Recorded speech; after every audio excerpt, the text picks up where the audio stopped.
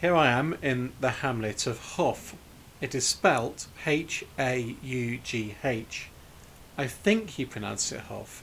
I know that there's a village near Louth that is Hopham, so I assume this place is pronounced similarly. But despite coming from this area, I have never knowingly heard this place name spoken. So, fellow Lincolnshire folk, if I am wrong, do please correct me. Well, there's not a lot in Haugh, just a tiny church, a fragment of a once much larger Elizabethan red brick manor house, now a farmhouse, and a smattering of cottages. And in truth, there has never been much here since the Middle Ages. In 1811, there were only 8 inhabitants in Haugh, the peak of population being 46 in 1901. It has since declined again. The church here has an uncertain future now. It has no real purpose and is sadly decaying rapidly. But to be honest, it is a real miracle it has survived at all, when churches in much more populous hamlets in the Lincolnshire Wolds have not. It has survived primarily because of its association with the manor house and due to the fine Elizabethan and medieval monuments within it to those who lived in that house, the de Haughs and the Bowles families. Now there's an interesting story in relation to one of these monuments that involves the English siege of Cadiz in the 16th century and the unrequited love of a Spanish lady, but I'll come back to that when I show you the monument. The church itself is tiny and is a very simple structure, just a nave and a small chancel. The fabric is primarily 12th century and Norman in style, although it was restored later.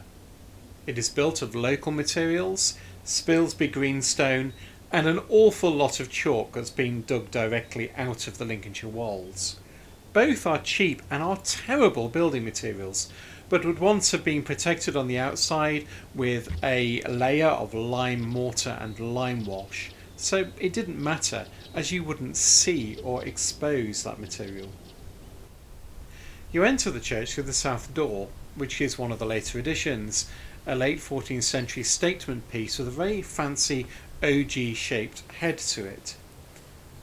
As you step into the nave, the first thing you see looking east is the very simple 12th century round-headed chancel arch, and there's very little room in this church for a congregation, and there's no evidence that the church was ever bigger than it now is.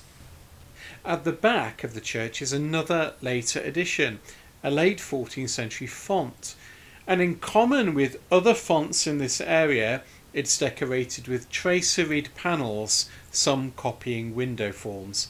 It's a veritable pattern book of tracery forms and is an absolute delight. Now the main event in this church is in the chancel where the monuments are. There are 2 Elizabethan monuments on the walls to members of the Bowl family, but the whole floor is also made up of monuments too. Many of these are 15th century incised ledger slabs covering the graves and bearing inscriptions to the de Haughs family. They are much worn, the most legible and prominent recording the burial of Agnes, the wife of John Haugh, who died in the 1450s. The last of the de Haughs was John and Agnes's granddaughter Catherine. She was the heiress of her father Richard, and she married John Boll in the early 1480s, and the manor then came into the Boll family. Of the 2 Boll monuments, the one on the south wall is the earliest. It's a simple tablet with a strapwork surround and inscription that commemorates Charles Boll, who died in 1590, and his 4 wives. Charles died in the lifetime of his own father and didn't inherit the Haugh property. Now, as you can see, this wall is in a terrible state.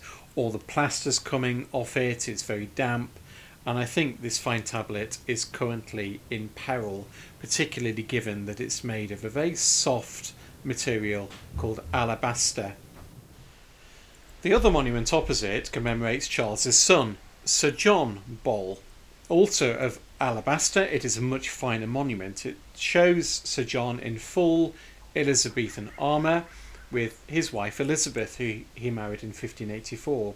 She was from the newly moneyed classes. She was the daughter and heiress of Edward Waters, a wealthy King's Lynn wine and grain merchant. New money has always assisted old, and with this new wealth, John and Elizabeth were able to reconstruct the family home here at Haugh and also build themselves a new house, Thorpe Hall, near Louth. Behind them on their monument are their children kneeling with them at prayer. Now, as well as being a landowner, Sir John Ball was also a career soldier.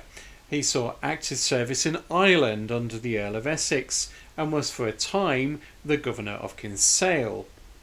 Earlier in his military career, he had been one of the captains during the 1596 siege and capture of Cadiz under the command of Sir Walter Raleigh, and he was knighted for his gallantry there in that action. Now, this is where fact ends and folklore, myth, and a good story takes over. According to the tradition that usually circulates, Sir John Ball was put in charge of the Spanish prisoners after the siege of Cadiz, and one of them was a wealthy noblewoman called Donna Leonora Oviedo. He apparently treated her with such care that she fell in love with him, and in the course of time threw herself at his feet, asking him to marry her. However, Sir John was of course already married, and he refused, returning home then to England. Apparently, when he returned home, the inconsolable lady then retired to a nunnery to spend the rest of her days in sorrow and seclusion.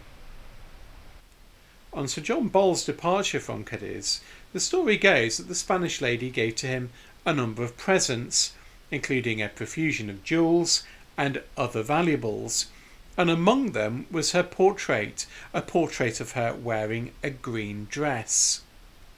This picture, which is long lost and perhaps mythical, was hung by Sir John Ball in his other house, Thorpe Hall in Louth, and led to her being called the Green Lady among the Ball family. Tradition says that Thorpe Hall in Louth is haunted by her, and that this figure of a woman in a green dress can be seen most nights sitting in a particular tree near the house. It is a fantastic story of unrequited love, but I have a feeling much of it is fiction, and in truth I've struggled in vain to find out where the story originated. There is a 16th century ballad, the Ballad of the Spanish Lady's Love for an English Sailor, later changed to an Englishman, which may have been written by Thomas Deloney and was hugely popular in the 17th and 18th century. It has been suggested, at least since the 19th century, that this ballad relates to Sir John Ball and to the mysterious Donna Leonora. Now, I hate to pour cold water on a good yarn, but this seems very unlikely. I suspect that the whole story is a fabrication, except perhaps for the ghost sightings at Thorpe Hall. My suspicion is that the story of Sir John and Leonora was fabricated in order to fit in with the ballad, and not vice versa. Returning home from his many adventures as a swashbuckling Elizabethan hero, Sir John dies in 1606 at the age of 46, and is buried here among his ancestors beside the fragment of the house he once lived in this beautiful church in such an isolated and forgotten spot. Thanks very much for watching.